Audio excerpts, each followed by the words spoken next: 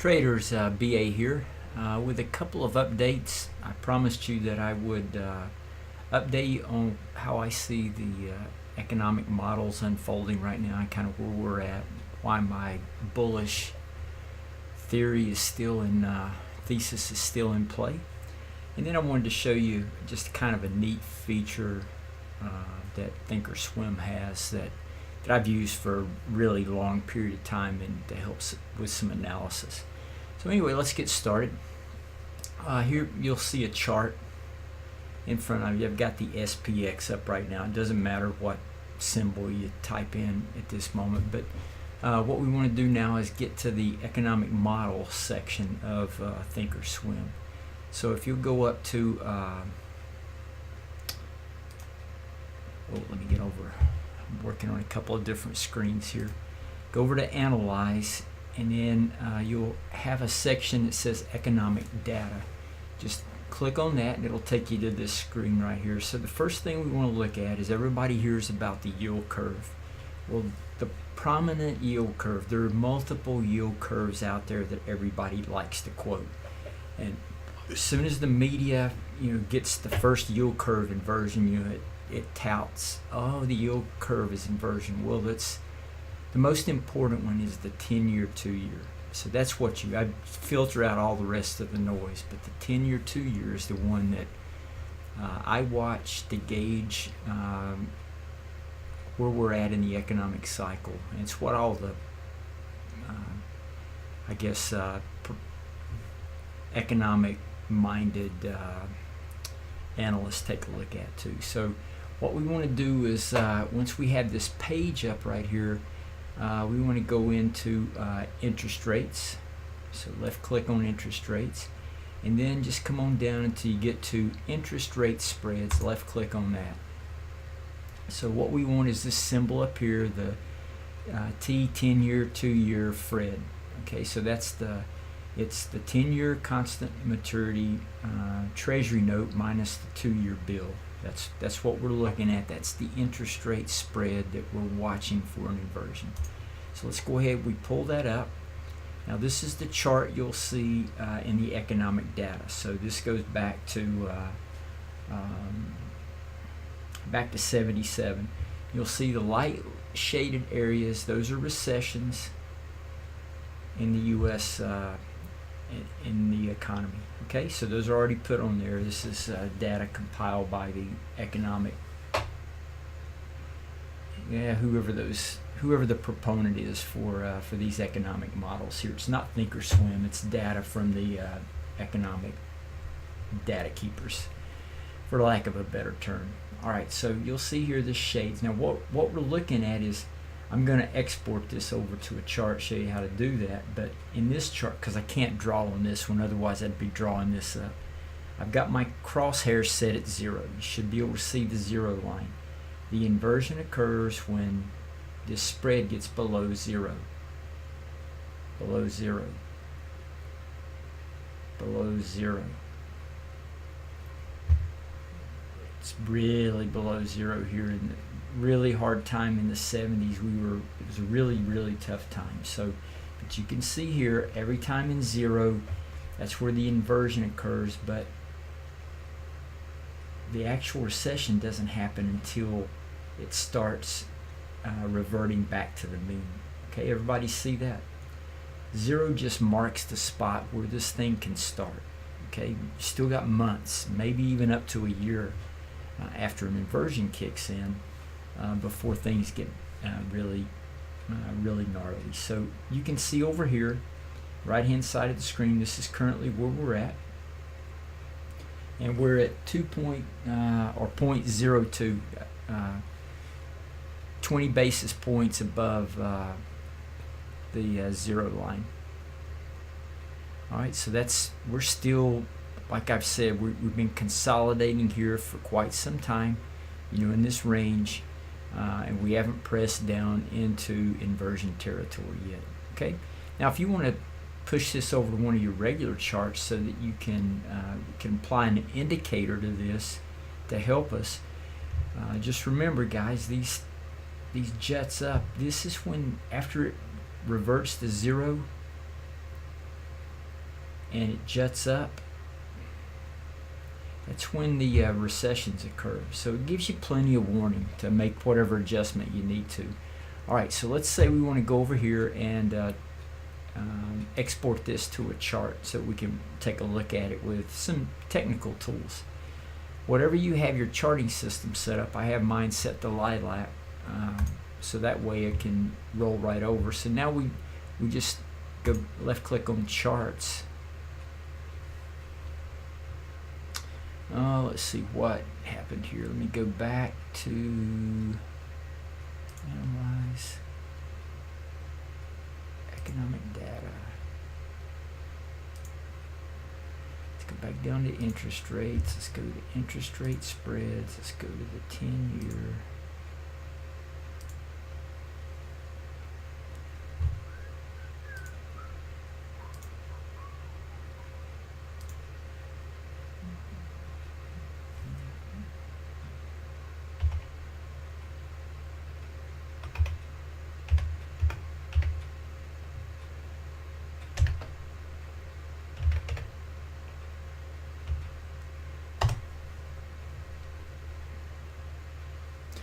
All right, should be on our charts.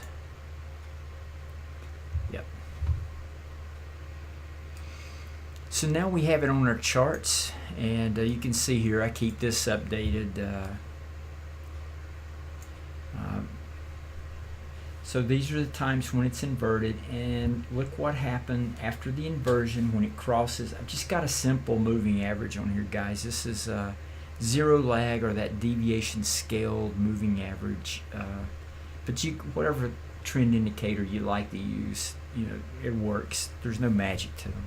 But once this thing inverts and then busts back above, that's your sign to really get out of stocks. Okay, we don't know how deep the recession can go, how bad, but that's your calling. That's the bell ringing right there. It doesn't get any clearer than that. So you can move. The lesson here is you can, number one, how to find the critical data to look at. So we know that it's 10-year, 2-year spread, which holds the key for the inversion. Once it gets into inversion territory, we still have some time. I mean, look, when it penetrated here, it was in March. It didn't bust a move until June of the next year. So I mean, that was, you know, a full 15 months, you know, once it got into inversion territory. About the same over here before it kicked up. A little bit shorter time period here, but these are all monthly. Each one of these bars is equal to a month. So, you know, you got 1, 2, 3, 4, 5, 6, 7, 8, 9, 10, 11, 12 months when it bolted back up here. So you still have plenty of time. The market's still in a bull mode even when it's in inversion. All right, so that's all I wanted to tell you there. Move above your moving your trend following indicator, meaning the trend has changed. Once it touches zero is indication for me to start betting to the short side. Don't play any long positions. If you do, play them very short. All right, so let's go back and take a look at another economic model. So we're going to go back to analyze. We're in economic data. If you left click on this little house, it'll take you back to the economic data page. Now what we want to do is look at unemployment rates. So we go over here to population, employment, labor markets, all the way down to initial claims, weekly initial claims, left click. And then we want the 4-week moving average of initial claims. So we pull that up, and again, recessions are lightly shaded areas. So they've already got that marked off for you, so you can clearly see downtrend follows the trend of the interest rate models, and when this one bolts back higher, just like interest rates, whenever the trend changes in weekly initial claims, that is when the economy starts getting into trouble.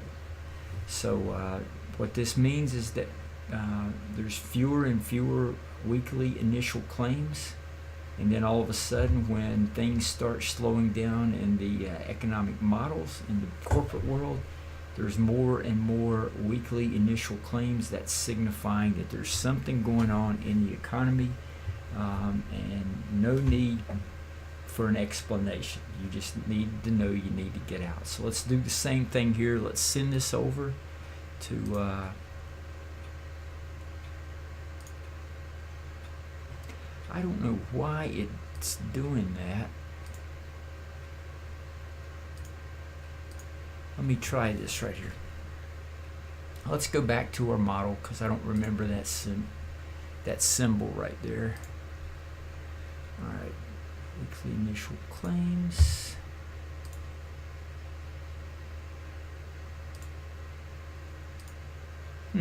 Does it every time. How about that?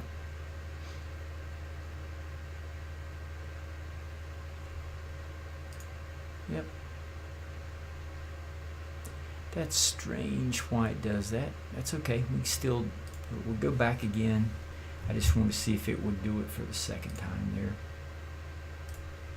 Well, everybody should be very well versed on how to get to the weekly initial claims. Let's see what that symbol is so I can remember it. Oh man.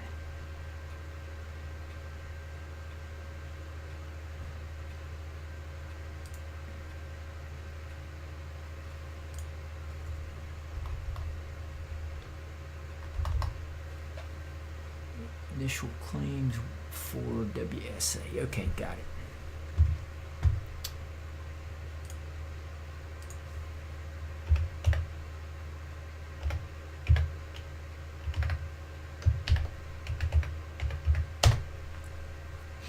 Alright, so here we go. Just typed it in.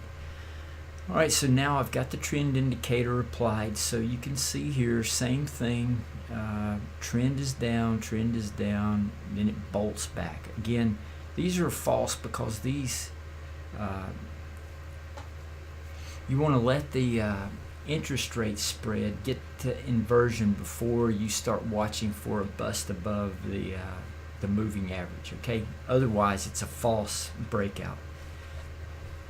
So over here, again, this is just going to confirm with the inversion spread. Once this thing starts turning bullish and there's more claims, you know, the interest rate inversion is going to start reverting back to normal, meaning it will start climbing as well.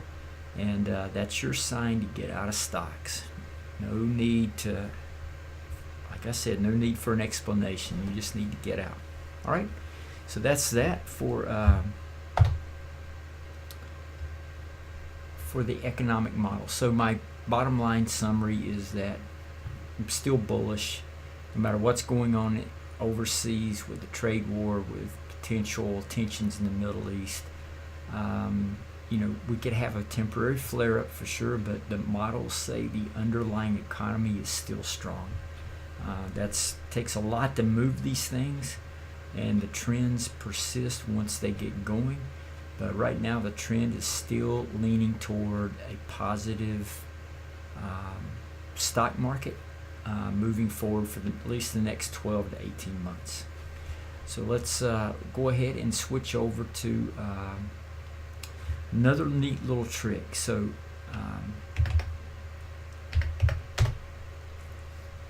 so when you guys read the little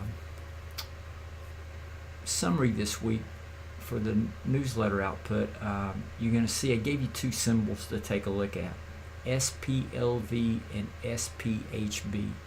It's the low volatility stocks in the S&P versus the high beta stocks in the S&P. So what I mentioned there was that even though things are really, really bad right now, you know, the S&P is only 3% roughly off of its highs. And what's holding this market up are all the low volatility stocks. These are stocks that people tend to flock to in uncertainty, and they're doing really, really well. The high beta stocks, the ones that we like to trade, are doing really, really crappy right now. But that's just the way it is. So what I wanted to show you is, so this is SPLV, and here is SPHB. See how choppy it is right now on the LB. So I'm going to switch this from monthly to a daily time frame.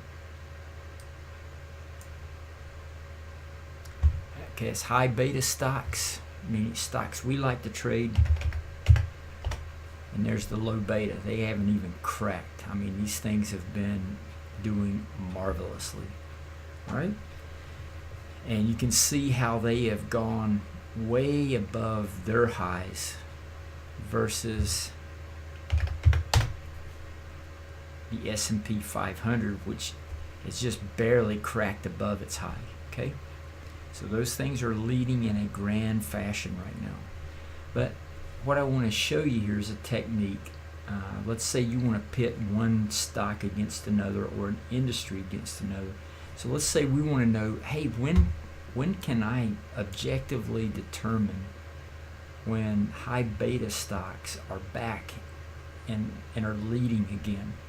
Well, Thinkorswim has a very neat function built into your charting platform. It allows you to build what we call pairs trades. So it pits one against the other, gives you an output, and shows you exactly which stock, which sector is leading against the other.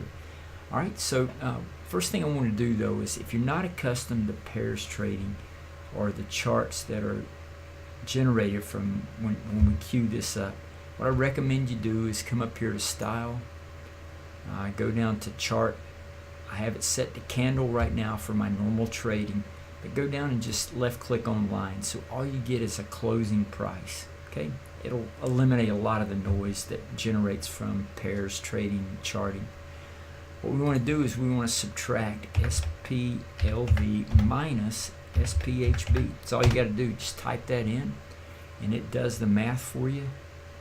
And you can see here that back first part of May, the the low vol stocks really took off.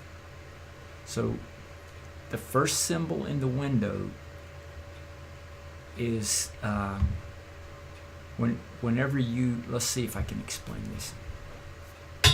So when this line is moving above the moving average and it's going up, the first symbol in the window is stronger than the second symbol in the window. Okay? When we get a crack down below this right here, the first symbol in the window, SPLV, is weaker than the second symbol on the down move. It's about as simple of an explanation as I can give you right there. But it's a really neat feature. So let's say, for example, you want to know when gold miners are going to start leading against gold. So you can use GDX minus GLD. And you can see here that these things are in just a huge range for a long extended period of time. No breakout yet. You can see back here, this is a classic example of where miners are just trouncing gold.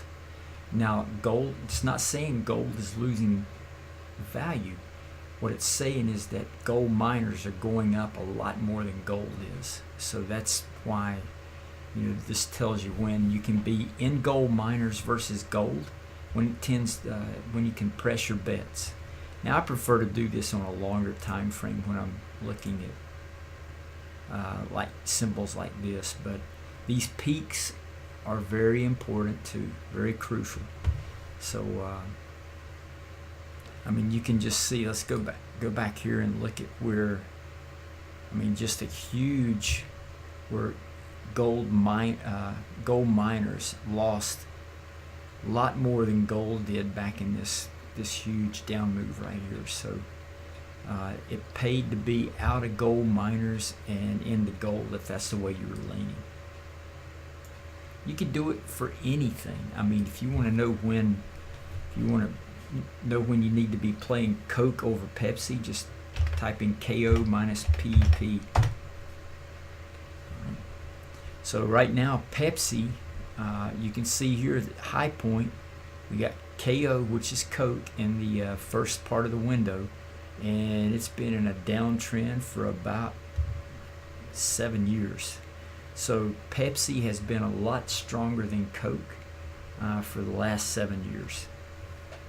and it is really, Pepsi has really cleaned Coke's clock for 2019.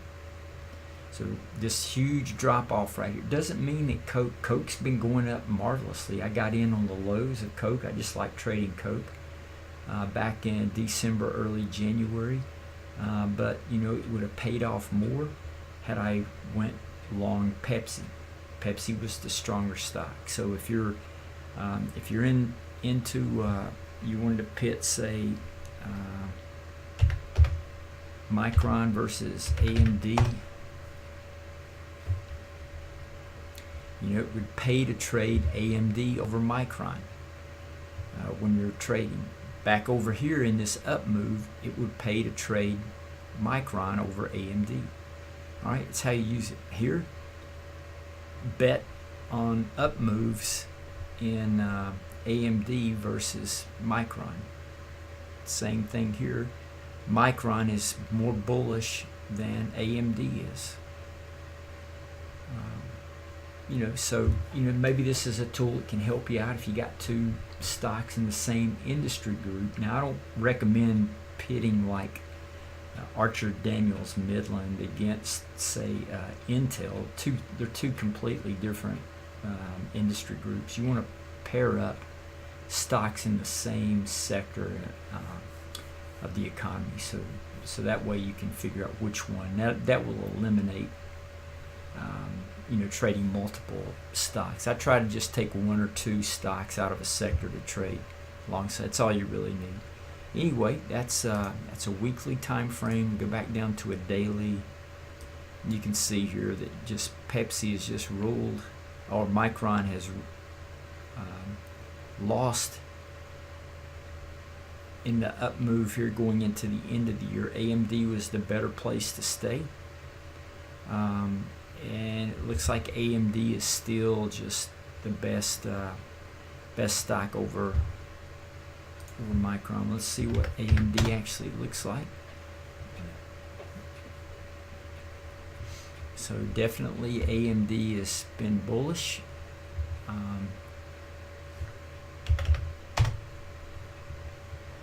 Micron has not. It had a nice spurt here, but then fell off drastically. So that's why AMD is crushing it right now. Okay, so hey, listen, that was two things. Let's see how long we it was longer than I hoped. But two things for you to take a look at. Economic models. The two critical things that I look at. Once those start cracking, then there's about 10 to 15 others I start looking at. And then just the introduction to how to set up pairs trading in your Thinkorswim platform so that you can conduct a little bit of analysis, pit one stock against another, one sector against another. All right, hey, listen, that's all I have for today. I hope everybody has a nice Memorial Day weekend. And this is BA signing off.